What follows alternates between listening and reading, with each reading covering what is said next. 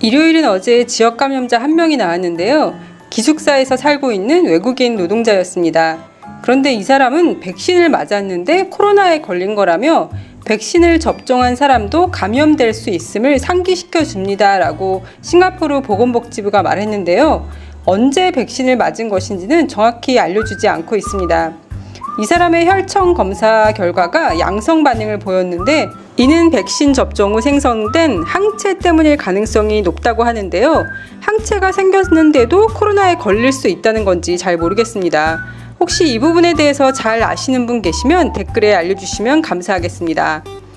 반복적으로 그리고 장기간 착용하는 마스크는 우리 피부에서 나오는 미생물과 호흡기 물방울을 함유하고 있기 때문에 자주 세탁할 필요가 있다고 한 연구에서 언급했습니다. 실험은 마스크가 장기간 착용되었을 때 박테리아, 효모, 곰팡이가 더 많이 발견되었다는 것을 보여주고 있는데요. 마스크 내의 따뜻하고 습한 미세 환경이 미생물 번성에 도움이 되는 경향이 있다고 말했습니다. 하지만 그들은 모든 미생물이 반드시 해로운 것은 아니라고 말했는데요. 마스크에서 발견되는 세균의 종류와 마스크에 유해균이 있는지 확인하기 어려운 만큼 마스크를 자주 세탁하거나 가능한 매번 사용한 후 세탁하는 것이 좋다고 말했습니다. 행 스위키 장관이 차기 총리직인 포지 리더에서 내려오고 나서 싱가포르 사람들 10명 중 8명이 2년 안에 현재 여당인 PAP당이 다시 포지 리더를 뽑아야 한다고 설문조사에서 밝혔는데요. 그렇다면 현재 리생융 총리 체제가 앞으로 2년은 더 갈 것 같습니다. 싱가포르는 대부분의 마트에서 비닐봉투를 무료로 제공하고 있는데요. 이것도 처음 싱가포르 살러 오시는 분들께는 문화적 충격일 거예요. 한국에서 비닐봉지를 최대한 사용하지 않으려고 노력하다가 싱가포르 마트 가서 장을 보면 비닐봉지에 물건을 꽉꽉 담아주지 않고 여러 개의 비닐봉지에 물건을 나누어서 담아주시고 간혹 찢어질까봐 2겹으로 넣어주시기도 하시거든요. 이제는 싱가포르도 비닐봉지의 가격을 책정하고 구매해야 나눠줄 것 같습니다. 어떤 식으로 가격을 책정할지 언제 시행할지 등에 대해서 의논 중이라고 합니다. 전문가들은 비닐봉지를 무상으로 주지 않고 가격을 책정해 판매하기 시작하면 비닐봉지를 많이 사용하는 쇼핑 습관이 바뀔 것이라고 말하고 있습니다. 싱가포르에서 일하고 있는 필리핀 가정부들은 주말에 럭키플라자에 모이고 미얀마 가정부들은 페닌슐라 쇼핑몰에 모이는데 코로나가 생긴 이후에 얼마 전까지 주말에는 입장 제한이 있었습니다. 싱가포르 아이디카드 숫자의 뒷자리가 홀수인 사람은 홀수 날에만, 짝수인 사람은 짝수 날에만 들어갈 수 있었는데요. 이 제한이 풀리고 어제 일요일이 처음 맞이한 일요일이었는데요. 사람들이 다시 인산인해를 이루었다고 합니다. 이 건물에서 비즈니스를 하는 사람들은 입장 제한이 풀린 것에 대해 반가움을 드러냈지만 인원이 너무 많이 몰려서 이미 오전 11시에 럭키플라자는 입장을 잠깐 금지시키기도 했다고 합니다. 주말엔 럭키플라자나 페닌슐라 쇼핑몰에 가지 않는 게 좋습니다. 항상 사람이 너무 많거든요. 싱가포르 NUS에서 한 4학년 남학생이 잠자리 동영상을 동의 없이 촬영했다가 퇴학당하는 일이 있었습니다. 작년부터 NUS에서 성추행을 하다가 쫓겨난 교수와 강사, 또한 여학생 기숙사에서 몰래 여학생이 샤워하는 것을 촬영한 남학생이 있었는데 거기에 대해서 학교의 조치가 제대로 이루어지지 않는다는 불만을 토로해서 크게 이슈가 되었던 사건 등 크고 작은 성범죄 관련 뉴스들이 많았는데요.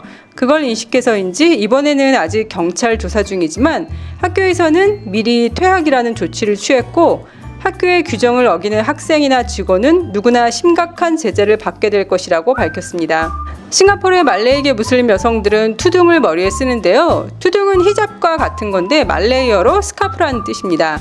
그런데 간호사들은 지금까지 투둥을 쓸 수 없었어요. 그래서 무슬림 지도자들이 투둥을 착용하게 해달라고 요청했고 싱가포르 정부는 올 8월 싱가포르 독립기념일까지 의견을 정리해서 발표할 수 있기를 바란다고 말했지만 굉장히 민감한 사항이라고 얘기를 했습니다. 로렌스 윙 교육부 장관은 요즘 학생들은 이미 어린 나이에 디지털 코딩 수업에 노출되고 있지만 미래에는 유전자 코딩에 대해 연구할 수도 있다라고 연설하면서 유전자 코딩과 같은 딥테크 기술이 새로운 혁신의 선두에 있다고 말했습니다.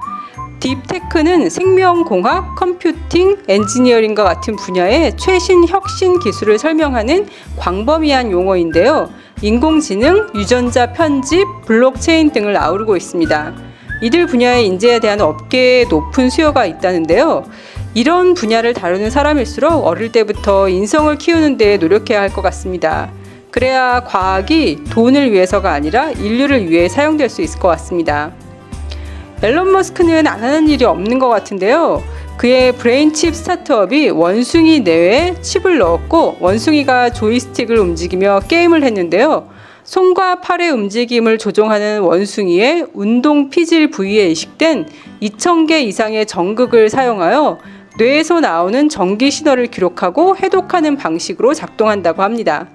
이 회사는 무선 뇌 컴퓨터 칩을 이식해 알츠하이머, 치매, 척수 손상 등의 신경학적 상태를 치료하고 인류를 인공지능과 융합시키는 것을 목표로 하고 있다고 합니다. 환자분들께는 굉장히 반가운 소식일 것 같은데요. 모든 과학의 발달이 처음에 의도한 것처럼만 되는 게 아니라 안 좋게도 사용이 되는 경우가 많아서요.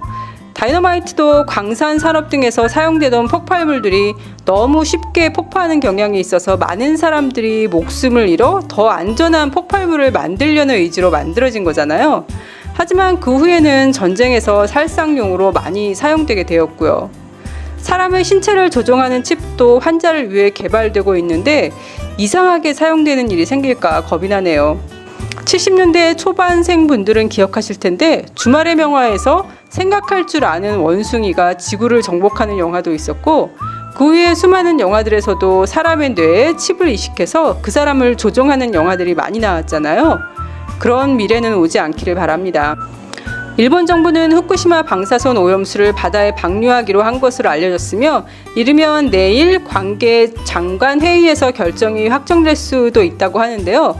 국제원자력기구는 일본이 택한 방식을 지지하고 있다고 합니다.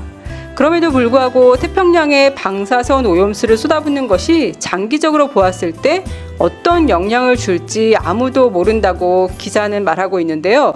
심지어 과학자들조차 그렇게 많은 양의 방사능 원소에 대한 저설량 피폭으로 인해 해양 생물에 대한 장기적인 영향을 판단할 수 없다는 것을 인정하고 있다고 합니다. 불확실한 결과와 해양 환경에 미칠 잠재적인 영향을 감안할 때 일본이 주변국들과 상의하지 않고 우려를 고려하지 않고 이 문제에 대한 결정을 내린다면 무책임하고 무례하기 짝이 없다라고 중국에서 얘기하고 있습니다.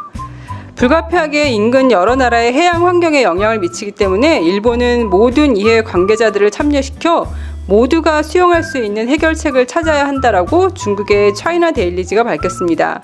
태평양에 방사선 오염수를 쏟아붓는 일에 대해서 왜 한국과 중국에서만 목소리가 나오는지 모르겠습니다. 일본은 제발 다시 한번 생각해보고 인류에게 훗날 끔찍한 재앙이 될 수도 있는 방사선 오염수 방류에 대한 결정을 바꾸기를 바랍니다. 싱가포르 한 업체에서 상반신을 탈의한 근육질의 남성이 집안 청소해주는 서비스를 런칭했는데요. 이 사업이 될까요? 아무도 안 부를 것 같거든요. HDB 밑에 있는 조그마한 구멍가게를 마마샵이라고 부르는데요. 과거에는 많이 있었지만 점점 없어지는 추세입니다. 한 마마샵의 주인이 심장마비로 쓰러져 병원에 입원해서 가게를 운영할 수 없게 되었다고 남아있는 물건들을 사가주십사 하고 마마샵 주인의 딸이 본인의 SNS에 글을 올렸는데요. 그 글을 보고 지역 주민들이 모두 가서 물건을 산다는 따뜻한 소식도 있었습니다.